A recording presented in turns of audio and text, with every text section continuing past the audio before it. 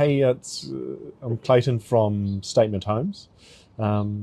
We've gotten on board with the super home movement at the start of this year, mainly due to the development of our own home and show home. The super home movement had a lot of ideas and design ideas for the building of the house on the site.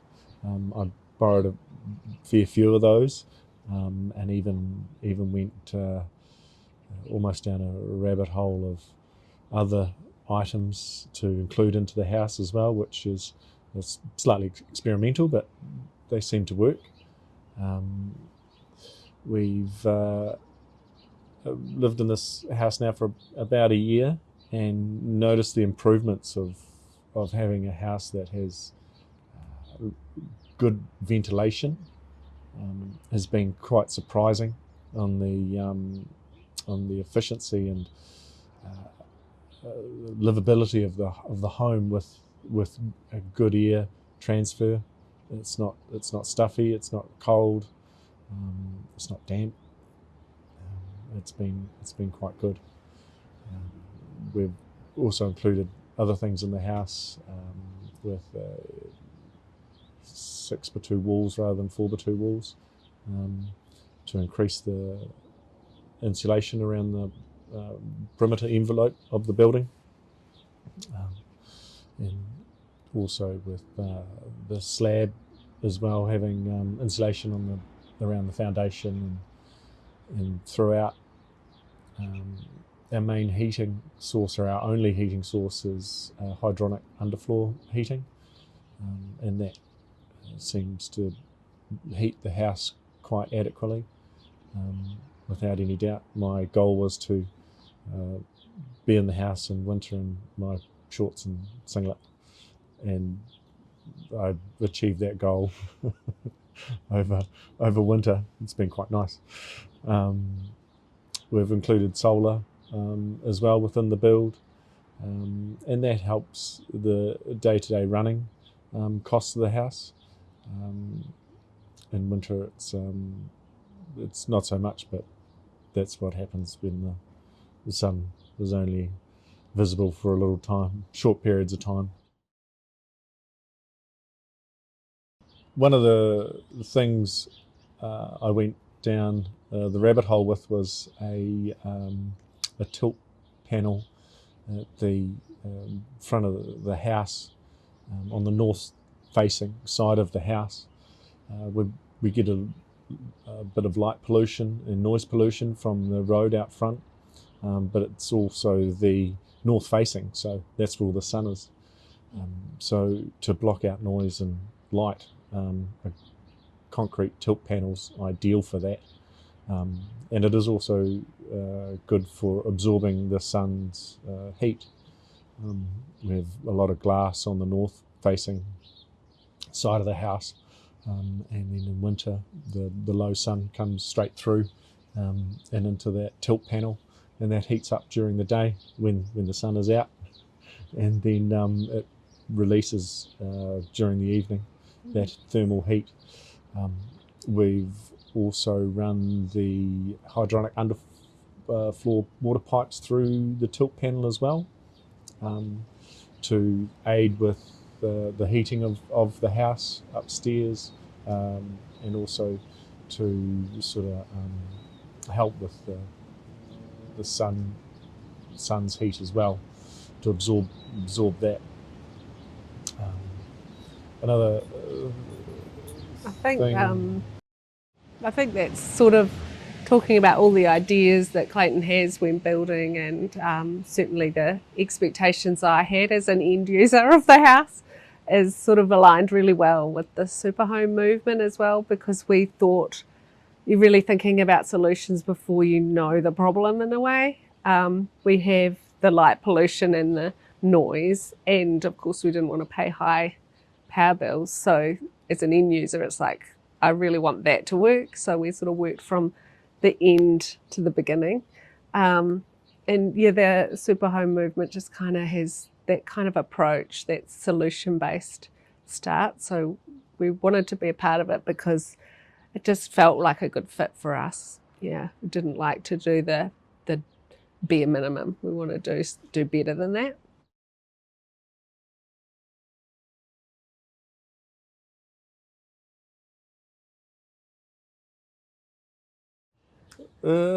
Did I break any rules or bend the laws? Not too much. I didn't go too far down. I wanted to try and keep it within a legal limit, but another thing with the house and the design, we didn't include any heat pumps within the house for a couple of reasons. I guess that it's power usage, ongoing power usage as well. It is good. Heat pumps definitely for heating, cooling, and then you can get the internal systems like the Lozane or something like that, which is quite good.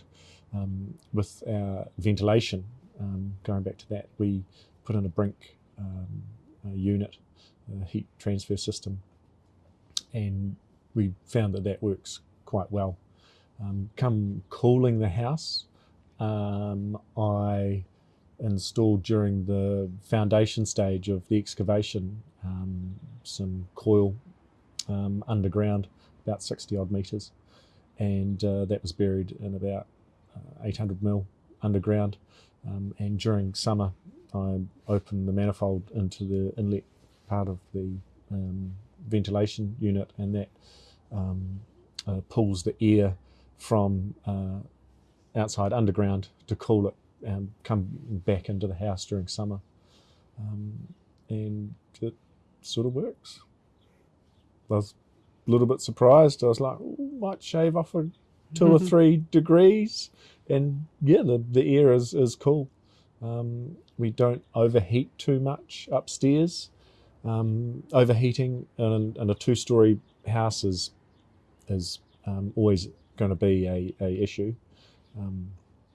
But you can combat that with heat pumps, of course, on the cooling cycle.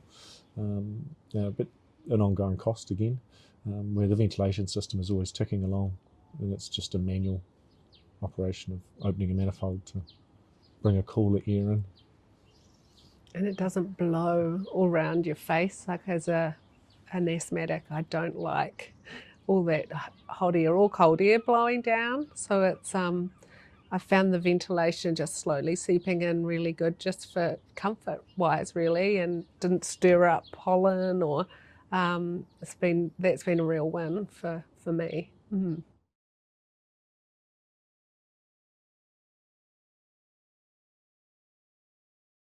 I think we initially lived on the same site in a 50s bungalow, and it was cold and damp, but we put in an HRV system, and even just that really small adjustment had a real huge impact on my health. And the condensation on the windows wasn't drying off anymore. I actually couldn't believe that such a small tweak could make such a difference. So when we built this house, we wanted obviously to push that a little further and get a system that actually delivered, I guess, that sold that and delivered, those benefits. And that slow drizzle of cold air, I suppose, or fresh air, I should say, is, it works wonders. So, very pleased. And the kids also, they had really bad eczema as children. They don't have it anymore. So, I don't know, I mean, some kids grow out of it, but we also made those decisions to have natural fibres and things in the house, as well as ventilation. For me, was a huge one. A definite win. Yeah, I don't understand why it's such a minimum and that you're just told to open a window with the building code. Although we built this 2-story house with the idea of, we do use principles of opening a window, so we wired for heat pumps but didn't want to put them in. So we've got windows on both sides of the house, and there can be a natural draft, and that works. But if it's cold and wet, you're not opening windows, and you're certainly not doing it every day, which for health benefits, you need to. So yeah, that's, I just don't understand why we wouldn't put that in for everyone's health and well-being with the building code. I think because with renovating, even like with the 50s bungalow and just putting that one thing, a little bit of ventilation, and seeing a huge benefit was like, okay, this is a no-brainer, and with the people in the super home movement, they all know these little tips and tricks, and we've all tried different things and seen different benefits. So it's just a good collective that we can all pick each other's brains and just push the envelope a little bit more so people are way more comfortable at home. I think that's the difference, isn't it, between some of those high level passive homes and super home. It's that we can actually all be a part of it. We don't have to be super wealthy or have grand plans for grand designs. It's really doable. We do a fair few renovations.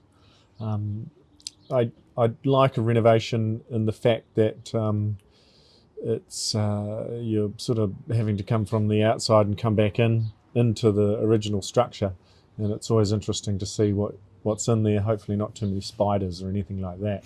But and it's like it does bring joy, I guess. Like when you fix up an old car, get it back on the road, get a warrant of fitness. And it's some of these old villas, they are very drafty, well under insulated. And it's good to get in there and improve the housing stock of New Zealand and Christchurch, and have a more comfortable place for people to live in. Like you do spend a lot of time in your house, so it is good to make sure that your home, your asset is warm and dry.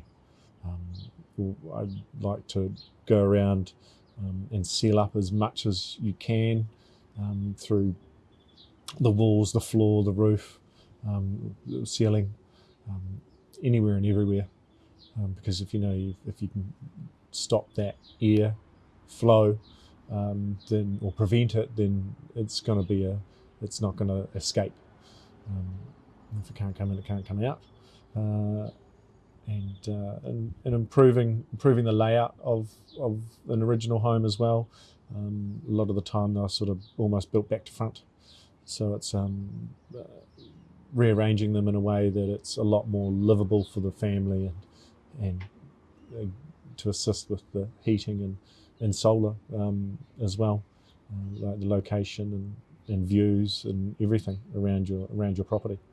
I like to get in there and change something up a little bit more, and then I guess with building new, it's also great because you can get new fresh ideas to include into the new builds, and a lot of the time they're sort of built for the location of the sun and your property and your views and general livability. Like if you like running around outside, then you can sort of have an area for that, or if you like running around inside, then you've got an area for that too.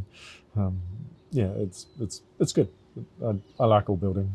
Yeah, I don't discriminate.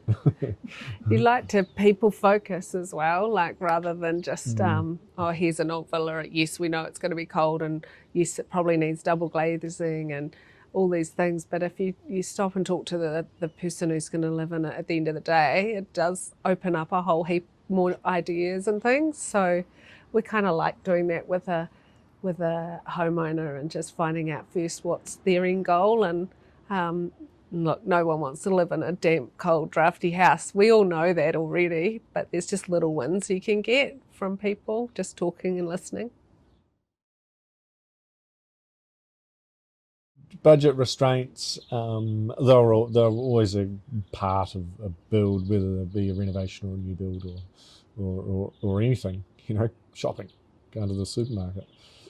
So you've got to adjust it to fit your budget and your lifestyle as well, and find that happy medium. And we like to bounce ideas off the homeowner and architect and anyone involved in the renovation or new build to make improvements where you can. That's not going to blow out the budget. Like there's all sorts of small things you can do. Like it's just a matter of taping up and sealing around the bottom of the bottom plate on the renovation, or even in the new build, to seal that up to stop any ingress of air or that sort of thing. So small things can make big differences.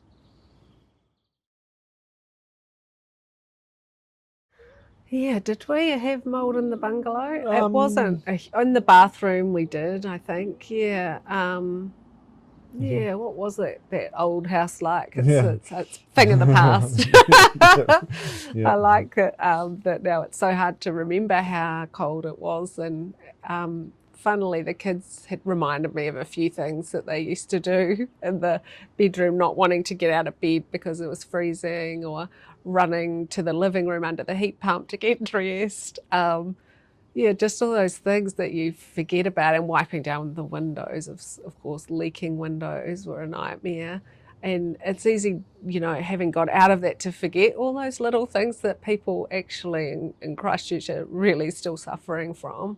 And there's still a real need to just renovate people's homes and get them just, I don't know, they're just not as livable as people think.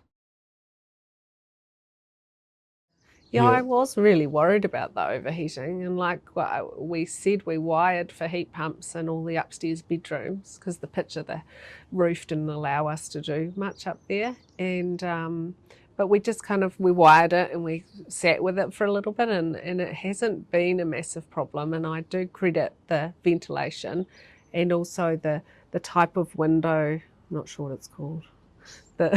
They slide across the windows rather than what a normal windows do, go up. So yeah, these windows are sort of from not floor to ceiling, but base of the window up, and you draw them across so airflow can really come through. So I guess what I'm saying is that the design of it really impacts. So if you can partner with a good architect who thinks about these things, and it doesn't have to be like that. Didn't cost us much to do. It was just the design of the window and where the air was pulling from.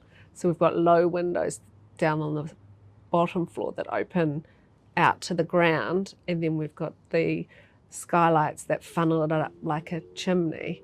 Clayton will know way more about that side of things, but it comes down to design as well, I guess. If you get the right people involved early on, then you're winning. Yeah.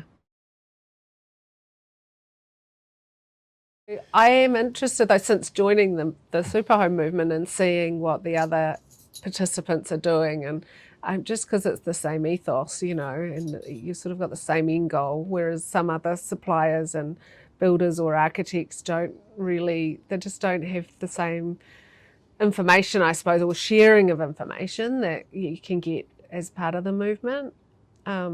Yeah. Because even some of the architects and designs, sometimes we just arrive with a customer who has the plans, and you're restricted right from the get-go if there's a plan that, I don't know, has 90mm spacings and I don't know, no ventilation, or just not enough thought about, like you say, about the climate change in the future livability of houses. So I think being a group of people from the design end to the suppliers to the builder, it just works better than just being isolated on your own. I think in building industry we've been in silos for so long and it just doesn't work, and we all know, we hear what the government says about how can we do this better. Well, we actually all know how it can be done better, and that's working together.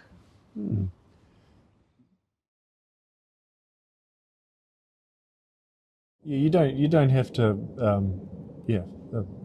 rev it right out to the best you can option that's available. And like you can just start at the very beginning and have your thermally broken windows recessed back into the frame.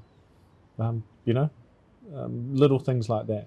You know, you're still going to have to get windows, so might as well put them back in within the line of the thermal break of the walls. So, and if you start there, like you can also, and say if you're doing a renovation, maybe opt for the 2.8 value insulation rather than the 2.6. You know, little things. Everyone's different as well. Like Mm-hmm. you know, what I would compromise on is the homeowner is going to be completely different to what Clayton would compromise on. So, you know, to not have to achieve to the best possible standard and at the highest budget, it's really important, really, because it's your home. You can compromise. You're allowed to compromise, but let's start from a good design. Let's have the options, and then you can pick and choose which ones you're going to stick with.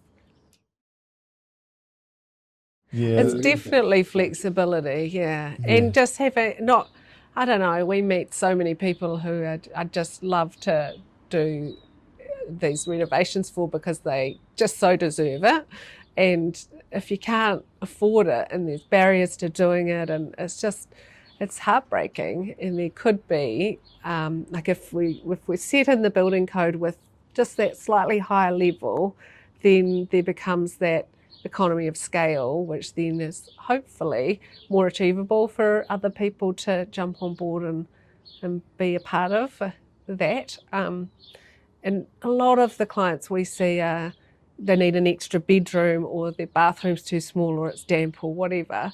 Yeah, and so to just be able to deliver to everyday New Zealanders at a better standard is, I guess that's what we really want to do with our business.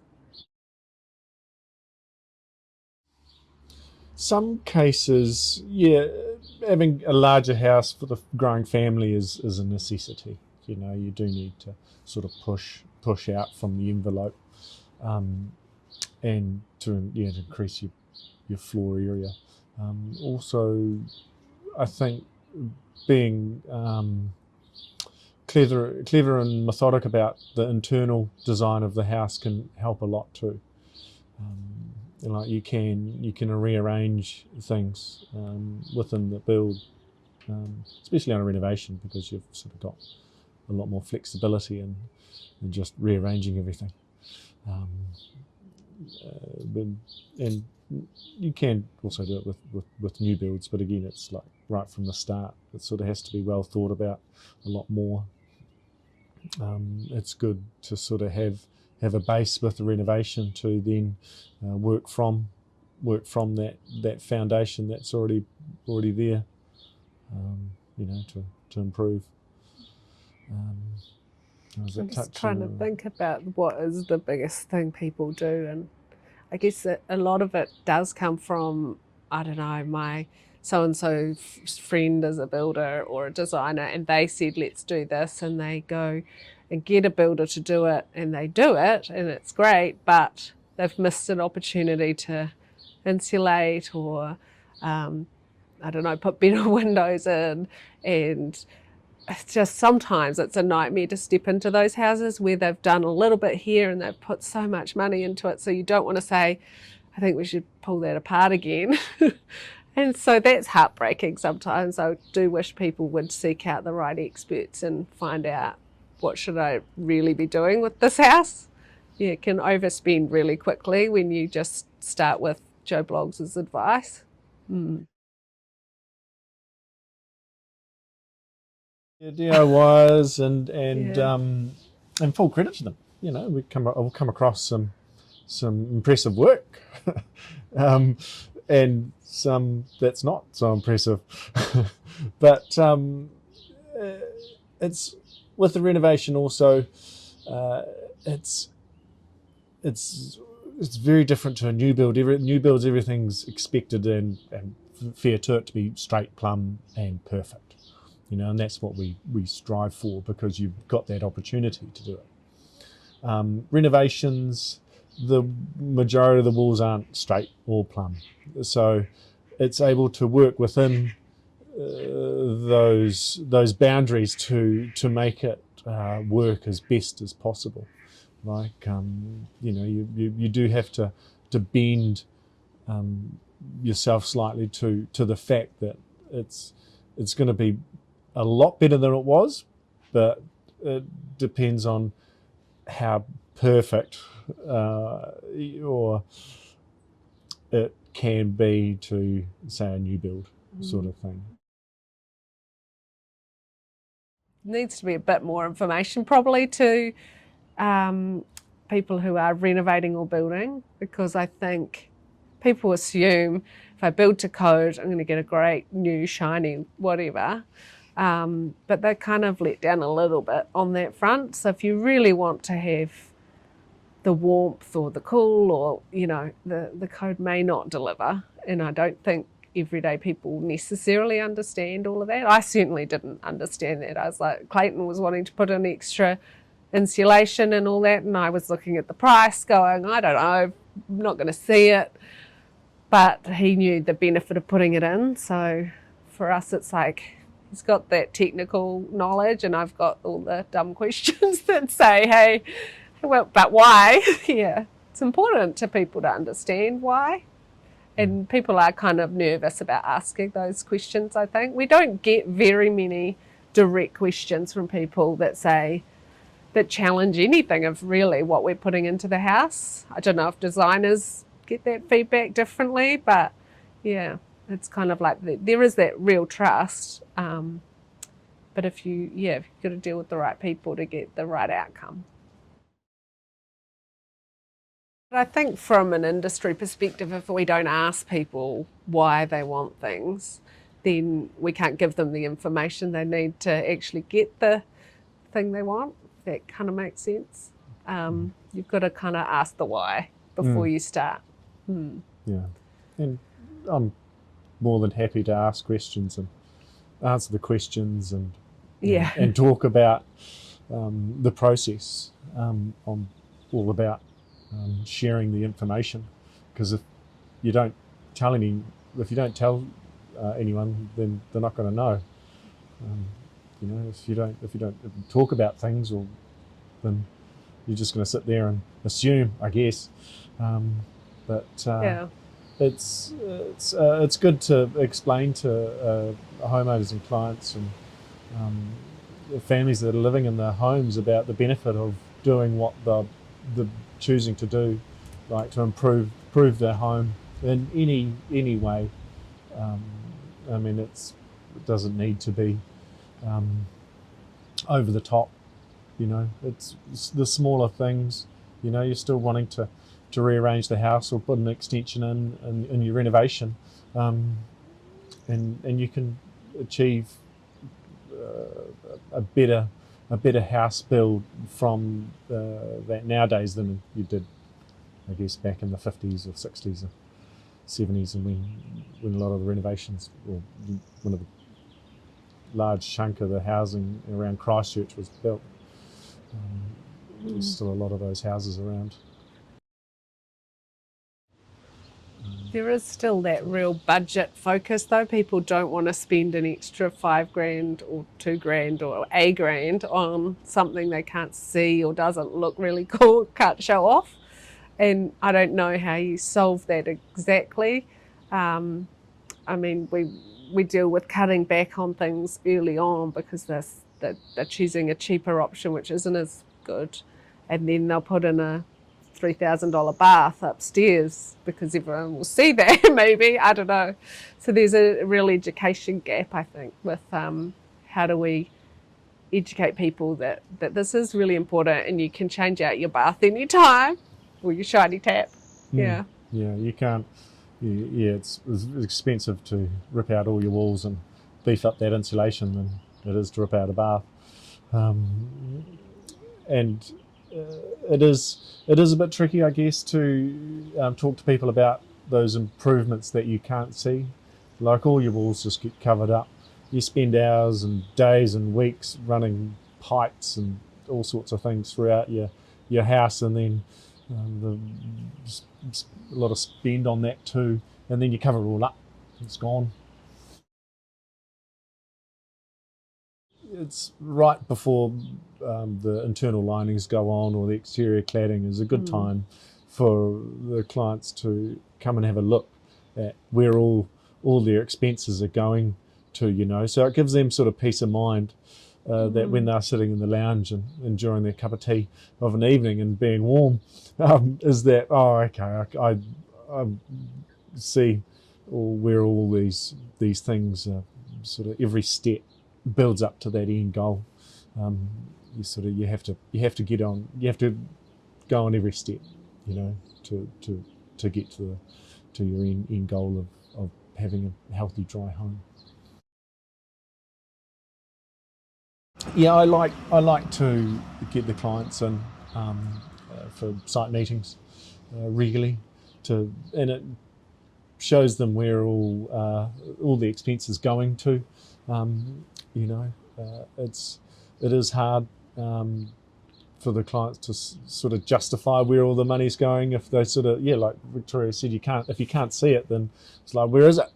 One of the things you sort of see or feel once you're in your home is either your heat, like, are you warm? You know, how did you get to that warmth? You know, is it just because you've got a heat pump in there that's quite energy efficient, a fire, underfloor heating, radiators, and even a ventilation sort of system with the heating elements in it. You know, those are the sort of one of the big senses of living in a home is are you warm enough or are you kept cool? And then of course is the livability of it as well, you know, the flow. That's the thing, isn't it? I think we've kind of forgotten that it's actually first shelter, and what was shelter for? Well, it was to be dry and warm from the elements. We've got a long way off that kind of principle. I guess the super home movement comes back to that a little bit and goes, well, you know, we do want that structure to be warm and dry. That's it. It's most basic, isn't it? Let's just build the shelter. We can have the fancy add-ons later. Because everyone's, I guess, different, that they all sort of want sort of individual things to their homes. We've had where some homes have, for some reason, had massive bedrooms and a little small lounge. And it's like, okay, that's your choice, you know. Or your house is mainly a kitchen. Again, that's great. Love food, love cooking, so why not? And if you like a nice house but compact, you know, it doesn't matter if it's under 100 square meters. You know, you can still enjoy the time you have on this big rock floating around in space. So, I mean, why not? Why not do what you want to do and enjoy it whilst you've got the time to? Because it is, you know, you've got a few years.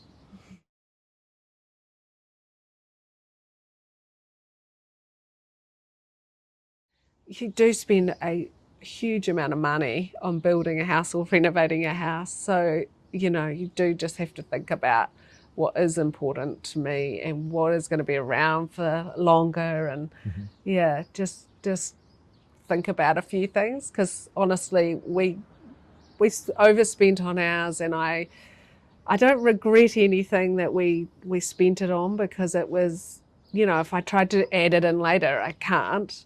And if I didn't do it, I would have, just been going, shoot, we spent so much money and we still don't have the thing that I wanted. Yeah, I've definitely got a different attitude on debt, I guess. After building the house, like it did cost a lot of money, but at the end of the day, it's like it's what we wanted. Like if you're focused on that and you've got that goal to achieve, then go for it and achieve that goal. Like at the end of the day, it's your largest asset that you'll own, if you can enjoy that asset, and then when it's time to sell or move or improve, that it's worthwhile once you've completed it, whether it be a renovation or a new build. We didn't want to do that. We ignored advice about, oh, I don't know about that for resale, because this is our time around the sun and we're going to enjoy it. And I'm going to do weird things like have a coffee nook outside of the kitchen. That's been a weird comment. But it's also all those things we spent loads of money on. Future generations are going to enjoy those as well. It's not going to be like someone else move in and go, gosh, you know, this feels wrong, or it's cold, or it's, you know, they can replace the tap. Go for it. Yeah, the curtains and things like that. Yeah, it's about spending your budget well for the foreseeable future, not just, hey, this will sell really well. Yeah, definitely we've built the house around our own choices rather than speculating what other people would want when we go to sell. I think that's the worst advice people give you. It just drives me insane.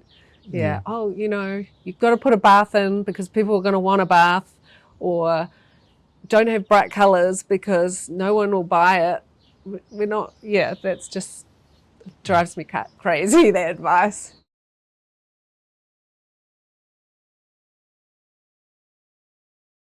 That's the other thing though, it doesn't matter if you do a feature wall, because the next buyer can change it if they want to. They can't go back and change the insulation, not quickly anyway, without a lot of pain.